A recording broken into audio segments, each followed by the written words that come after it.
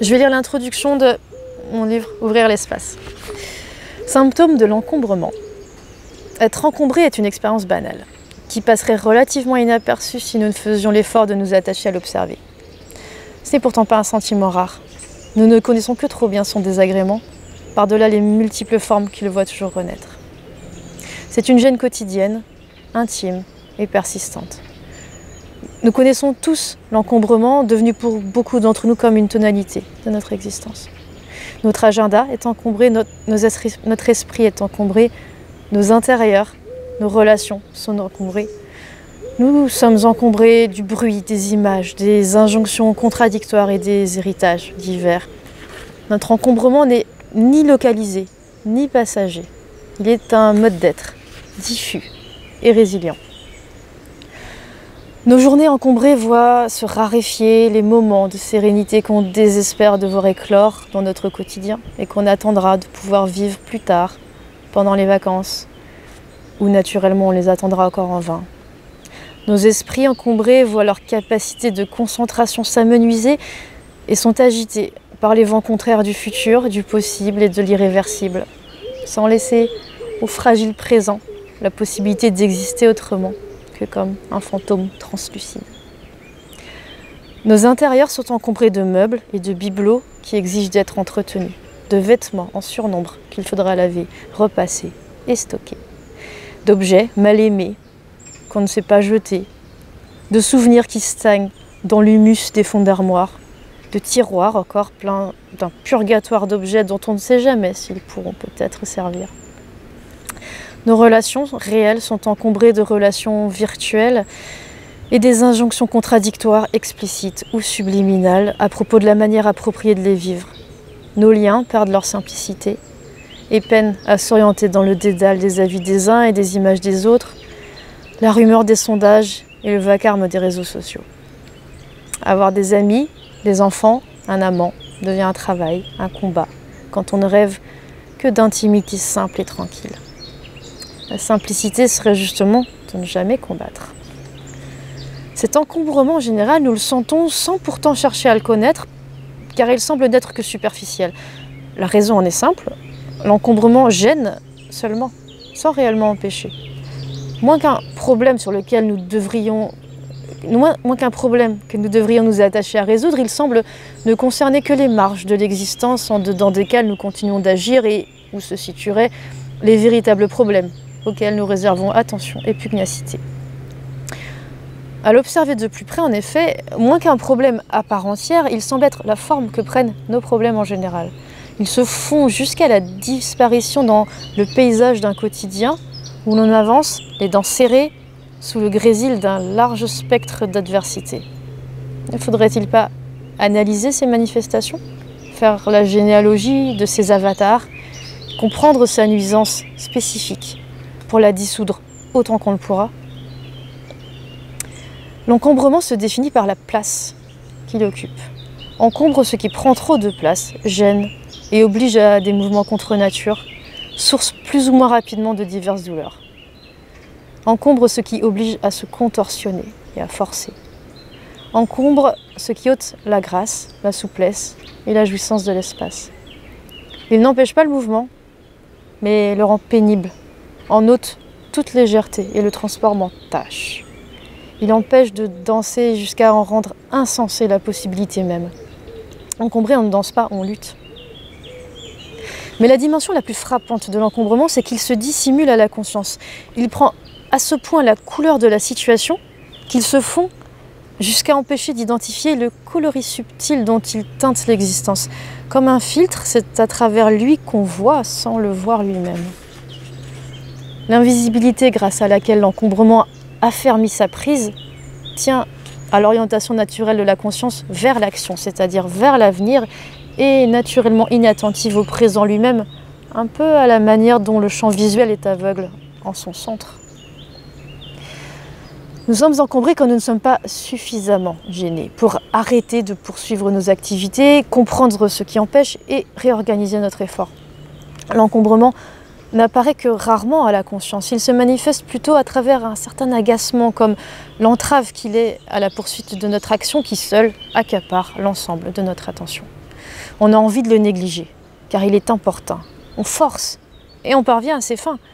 N'est-ce pas qu'on a eu raison? L'encombrement, c'est ce qui reste là quand on souhaiterait, si on était capable de s'en aviser, qu'il n'y soit pas. On ne souhaite pas assez néanmoins pour aller jusqu'à agir et s'en débarrasser. Il produit en effet comme une anesthésie. Nous nous accommodons de cet encombrement qui nous insensibilise à sa nuisance. Comme il est rarement présent au point d'empêcher de fonctionner, nous continuons à vivre et faisons malgré lui. C'est l'habitude qui est la condition de l'encombrement, qui nous fait ne plus le voir là où il serait frappant si nous le découvrions tout entier pour la première fois. L'habitude nous ferme les yeux, et l'encombrement, petit à petit, arrondit sa part. Plus le temps passe, et moins il apparaît, puisqu'il prend la forme même du quotidien. Plus l'habitude de le négliger s'installe, et plus il s'identifie avec la vie elle-même et se fait passer pour elle. Il provoque au fil du temps comme une asphyxie. On peut vivre dans un air vicié, pauvre en oxygène et saturé de pollution, mais on vit mal. Combien d'entre nous vivent cet étrécissement de l'espace et du temps, du mouvement et de la pensée? Faut-il réellement traverser l'existence comme une bête de somme, acharnée sous le joug et sans lever les yeux? Comment croire encore à la simplicité sereine et à l'ivresse légère? L'enjeu n'est rien moins que vital. Que devons-nous, mieux, que pouvons-nous faire de notre vie? Qu'est-elle? Et qu'est-ce qui, se faisant passer pour elle, doit en être résolument écarté? L'encombrement assombrit l'existence par la multiplicité de ses ronces, l'anesthésie, et semble nous condamner à en prendre notre partie du mieux qu'on pourra, avec courage pour les uns, par sens du devoir, ou encore dans la pure résignation pour d'autres. Quant à ceux qui n'y arrivent pas, il reste les illusions. L'offre chimique est large, et les antidépresseurs changent l'obscurité en un brouillard, moins difficile à vivre, mais nullement moins morbide. L'alcool, la cigarette et les drogues deviennent l'oxygène d'une vie malade. Le loisir devient un divertissement pour permettre à la saturation générale de relâcher la pression et d'organiser industriellement la sidération qui tient lieu de repos. Il n'y a là pourtant nulle fatalité. Cette obscurité viciée d'une existence close en plein jour peut être noyée par la lumière naturelle et les fenêtres, ouvertes grandes, peuvent laisser balayer de grands courants d'air piquant notre existence devenue steppe. Minimalisme est le nom du processus de désencombrement qui tend à accroître la qualité de l'existence en diminuant la quantité de ce qui nous en dépossède. Parce que nos possessions nous possèdent, diminuer la quantité des choses qui nous entourent et nous accaparent augmente le sentiment de notre propre existence. Vivre en minimaliste, c'est cesser de laisser se dissiper en pure perte l'énergie vitale que braconnent sur nos vies les différents avatars de l'encombrement et éprouver le regain de cette puissance rendue. Moins nous laissons la vie se dissiper dans la vanité des choses et plus nous pouvons la vivre sous une forme pure, concentrée, plus la vie devient jouissance et densité de présence. Minimalisme désigne la résolution de débarrasser de notre vie tout ce qui se fait passer pour elle. C'est une redisposition de notre attention et de notre action. En fait, c'est de rééducation qu'il s'agit. Les hommes ont toujours cherché hors d'eux, et dans les biens matériels en premier lieu, ce qui semblait pouvoir combler leur douloureux vide intérieur. C'est là la tendance naturelle, et à ce titre, le minimalisme est contre nature. C'est là la tendance spontanée, et il faut en conclure que le minimalisme est contre-intuitif. Ballotté par les turbulences de l'ennui et de la frustration, cherchant un soulagement impossible dans ce qui aggrave toujours plus le mal, sans comprendre la mécanique du piège, ceux qui n'ont pas encore observé et compris voient le minimalisme comme pure folie. À qui confond exister et se dissiper, jouir et consommer, vivre et souffrir? Il apparaît comme une recherche d'ascétisme et d'aseptisation, perte de vitalité et de joie, du sucre autant que du sel de l'existence. Mais vivre en minimaliste, c'est au contraire élever le régime de l'existence et accéder à de nouvelles évidences qui restent inaperçues de ceux qui sont pris dans le somnambulisme d'une conscience plus floue, moins réflexive. C'est s'éveiller, vivre plus clairement et intentionnellement, trouver son assiette en soi au lieu de ne jamais faire que tomber à l'extérieur de soi. Le minimalisme est une disponibilité à l'existence. L'incapacité du repos des pensées, l'accumulation des choses et la saturation des tâches font de nos vies des lieux exigus et sans profondeur. Nous sommes occupés, comme peut l'être une ville défaite qui subit la présence de l'ennemi. Nous ne nous appartenons pas. Vivre en minimaliste, c'est refuser de laisser coloniser sa vie et comprendre ce que liberté signifie.